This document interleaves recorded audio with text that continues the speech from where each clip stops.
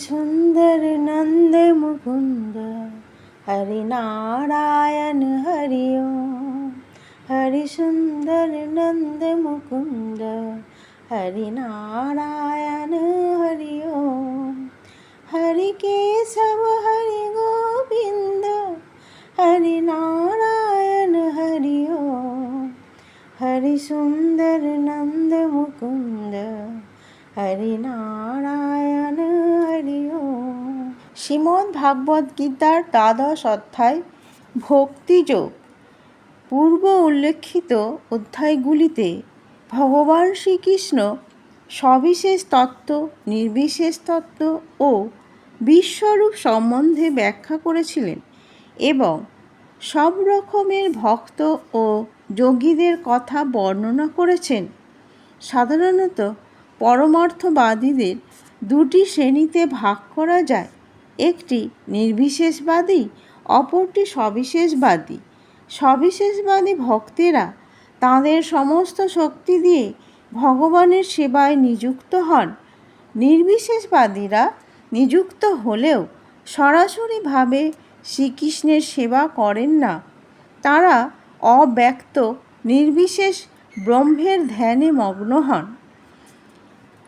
এই অধ্যায়ে আমরা দেখতে পাই যে পরম তত্ত্ব উপলব্ধি করার জন্য যে সমস্ত ভিন্ন ভিন্ন প্রক্রিয়া আছে তার মধ্যে ভক্তিযোগই সর্বশ্রেষ্ঠ। যদি কেউ পরমেশ্বর ভগবানের সান্নিধ্য লাভের জন্য একান্তই আকাঙ্ক্ষী হন, তাহলে তাকে ভক্তিযোগের পন্থা অবলম্বন করতেই হবে। ভক্তিযোগে প্রত্যক্ষভাবে যারা ভগবানের আরাধনা করেন তাদের বলা হয় সবিশেষবাদী। নির্বিশেষ ব্রহ্মের ধ্যানে যারা নিযুক্ত হন তাদের বলা হয় নির্বিশেষবাদী।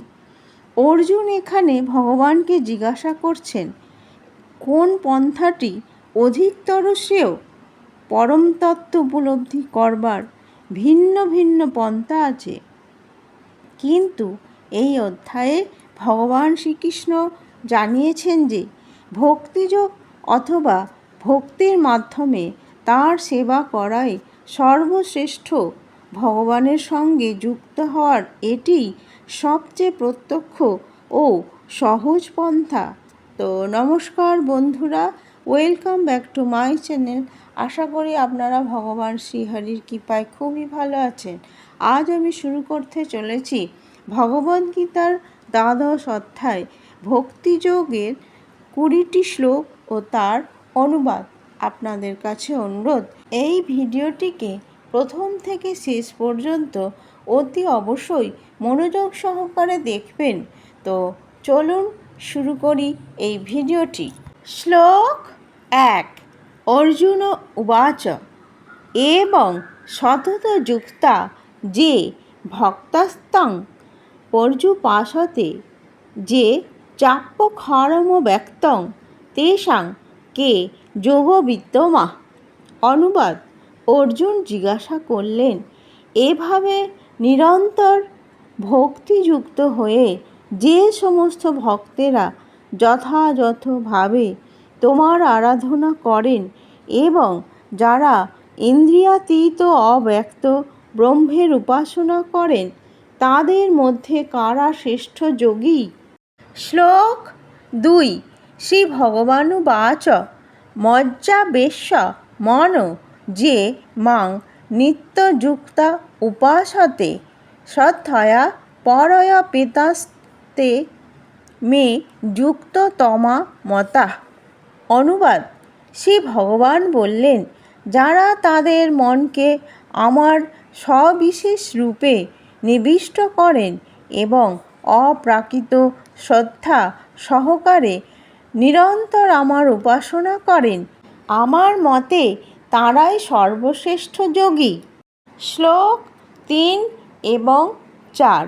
যে তক্ষরম নির্দেশ্য ম ব্যক্তং পর্যুপাসতে সর্বত্র গম চিন্তং চ কূটস্থ ম চলং ধ্রুবম সং নিয়মেন্দ্রিয় গ্রামং সর্বত্র সমবুদ্ধয় তে প্রাপ্নুবন্তি মামেব সর্বভূতহিতে রতাঃ। শ্লোক 3 এবং 4 অনুবাদ। যারা সমস্ত ইন্দ্রিয় সংযত করে সকলের প্রতি সমভাবাপন্ন হয়ে এবং সর্বভূতের কল্যাণে রত হয়ে আমার অক্ষর অনির্বচনীয়, অব্যক্ত, সর্বব্যাপী, অচিন্ত, অপরিবর্তনীয়, অচল, ধ্রুব ও নির্বিশেষ স্বরূপকে উপাসনা করেন, তাঁরা অবশেষে আমাকেই প্রাপ্ত হন। শ্লোক 5 ক্লেশহধিকতর অস্তে সামব্যক্তা শক্ত চেতসাম অব্যক্তা হি গতির দুঃখং দেহবদ্ভিরবাপ্যতে। অনুবাদ। যাদের মন ভগবানের অব্যক্ত নির্বিশেষ রূপের প্রতি আসক্ত, তাদের ক্লেশ অধিকতর হয়। অব্যক্তের উপাসনার ফলে দেহধারী জীবেদের কেবল দুঃখই লাভ হয়। শ্লোক 6 এবং 7 যেহেতু সর্বাণি কর্মাণি ময়ি সঙ্গন্যস্য মৎপরাঃ অনন্যেনৈব যোগেন মাং ধ্যায়ন্ত উপাসতে তেষামহং সমুদ্ধর্তা মৃত্যু সংসার সাগরাৎ ভবামি ন চিরাৎ পার্থ মজ্জাবেশিত চেতসাম। অনুবাদ। যারা সমস্ত কর্ম আমাতে সমর্পণ করে মতপরায়ণ হয়ে অনন্য ভক্তিযোগের দ্বারা আমার ধ্যানপূর্বক উপাসনা করেন, হে পার্থ, আমাতে অবিষ্ট চিত্ত সেই সমস্ত ভক্তদের আমি মৃত্যুময় সংসার সাগর থেকে অচিরেই উদ্ধার করি। শ্লোক 8 মজ্জেব মন আধৎস্ব ময়ি বুদ্ধিং নির্বিষয় নিবশিষ্যসি মজ্জেব অত ঊর্ধ্বং ন সংশয়ঃ। অনুবাদ। অতএব আমাতেই তুমি তোমার মন সমাহিত করো এবং আমাতেই সমস্ত বুদ্ধি অর্পণ করো, তার ফলে তুমি সর্বদাই আমার নিকটে বাস করবে, সেই সম্বন্ধে কোনো সন্দেহ নেই। শ্লোক 9 অথ চিত্তং সমাধাতুং ন শক্নোষি ময়ি স্থিরম অভ্যাসযোগেন তত মামিচ্ছাপ্তুং ধনঞ্জয়। অনুবাদ। হে ধনঞ্জয়, যদি তুমি স্থিরভাবে আমাতে চিত্ত সমাহিত করতে সক্ষম না হও, তাহলে ভক্তিযোগের অভ্যাসের দ্বারা আমাকে তুমি প্রাপ্ত হতে ইচ্ছা করো। শ্লোক 10 অভ্যাসেহ্য সমর্থ হোসি মৎ কর্ম পরম ভব মদর্থমপি কর্মাণি কুর্বন সিদ্ধিমবাপ্স্যসি। অনুবাদ। এমনকি যদি তুমি অভ্যাস করতেও অসমর্থ হও, তাহলে আমার প্রতি কর্মপরায়ণ হও, আমার জন্য কর্ম করেও তুমি সিদ্ধি লাভ করবে। শ্লোক 11 অথৈ তদপ্য শক্ত হসি কর্তুং মদ যোগমাশ্রিতঃ সর্বকর্মফলত্যাগং ততঃ কুরু যথার্থবান। অনুবাদ। আর যদি তাও করতে সক্ষম না হও, তবে আমাদের সমস্ত কর্ম অর্পণ করে সংযত চিত্তে কর্মফল ত্যাগ করো। শ্লোক 12 শ্রেয় হি জ্ঞানমভ্যাসাজ্ জ্ঞানান্ধ্যা নং বিশিষ্যতে ধ্যানাৎ কর্মফলত্যাগস্ত্যা গচ্ছন্তিরনন্তরম। অনুবাদ। তুমি যদি এই প্রকার অভ্যাস করতে সক্ষম না হও, তাহলে জ্ঞানের অনুশীলন করো। জ্ঞান থেকে অবশ্য ধ্যান শ্রেষ্ঠ এবং ধ্যান থেকে কর্মফল ত্যাগ শ্রেষ্ঠ, কেননা এই প্রকার কর্মফল ত্যাগে শান্তি লাভ হয়। শ্লোক 13 এবং 14।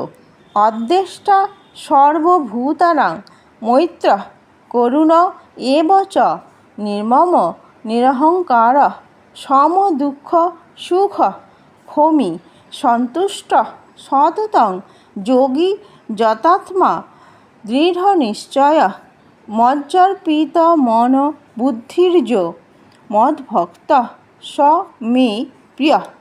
শ্লোক 13 এবং 14 অনুবাদ। যিনি সমস্ত জীবের প্রতি দেশ শূন্য বন্ধুভাবাপন্ন কৃপালু মমত্ব বুদ্ধিশূন্য নিরহংকার সুখে ও দুঃখে সমভাবাপন্ন ক্ষমাশীল সর্বদা সন্তুষ্ট সর্বদা ভক্তিযোগে যুক্ত সংযত স্বভাব দৃঢ় সংকল্পযুক্ত এবং যার মন ও বুদ্ধি সর্বদা আমাতে অর্পিত, তিনি আমার প্রিয় ভক্ত। শ্লোক 15। যস্মান্ন দ্বিজতে লোক লোকান্ন দ্বিজতে চ য হর্ষামর্ষ ভয়োদ্দে গৈর্মুক্ত য স চ মে প্রিয়। অনুবাদ।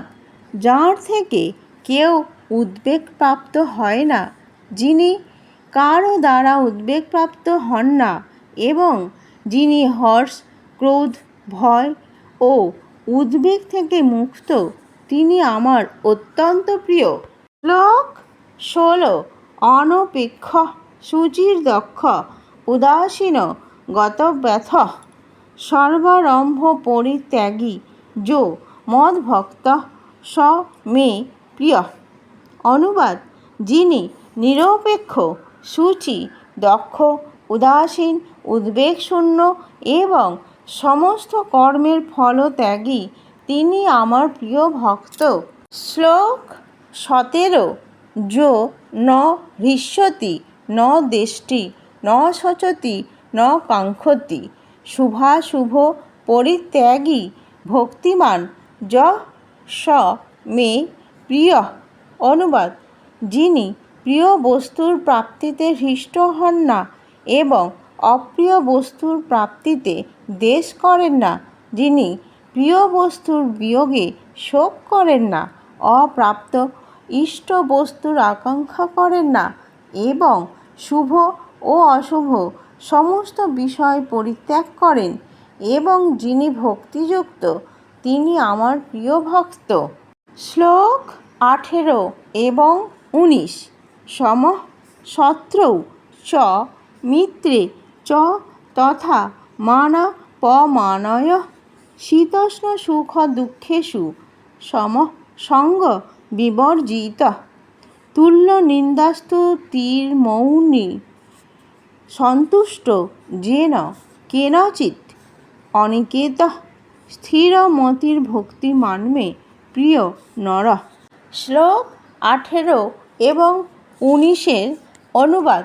যিনি শত্রু ও মিত্রের প্রতি সমবুদ্ধি সম্পন্ন, যিনি সম্মানে ও অপমানে শীতে ও গরমে সুখে ও দুঃখে এবং নিন্দা ও স্তুতিতে সমভাবাপন্ন, যিনি কুসঙ্গ বর্জিত সংযত বাক যৎ কিঞ্চিৎ লাভে সন্তুষ্ট গৃহাসক্তি শূন্য এবং যিনি স্থির বুদ্ধি ও আমার প্রেমময়ী সেবায় যুক্ত, সেই রকম ব্যক্তি আমার অত্যন্ত প্রিয়। শ্লোক 20। যে তু ধর্মমৃতমিদং যথোক্তং পর্যুপাসতে শ্রদ্ধধানা মৎ পরমা ভক্তাস্তেহ তীব মে প্রিয়া। অনুবাদ। যাঁরা আমার দ্বারা কথিত এই ভক্তিযোগরূপ ধর্মামৃতের উপাসনা করেন, সেই সকল শ্রদ্ধাবান মৎপরায়ণ ভক্তগণ আমার অত্যন্ত প্রিয়। ইতি কৃষ্ণপ্রেম লাভের পন্থা বিষয়ক ভক্তিযোগ নামক শ্রীমদ্ভাগবত গীতার 12 অধ্যায়ের ভক্তি বেদান্ত সমাপ্ত। তো বন্ধুরা, আজ আমি ভাগবত গীতার 12 অধ্যায় ভক্তিযোগের অনুবাদ ও শ্লোকগুলি এখানেই শেষ করলাম। ভিডিওটি ভালো লাগলে অতি অবশ্যই লাইক করে দেবেন এবং কমেন্ট করে বলবেন জয় শ্রীকৃষ্ণ। আর আমার এই চ্যানেলটিকে অতি অবশ্যই সাবস্ক্রাইব করে দেবেন। ভালো থাকবেন, সুস্থ থাকবেন। জয় শ্রীকৃষ্ণ। রাধে রাধে। নমস্কার।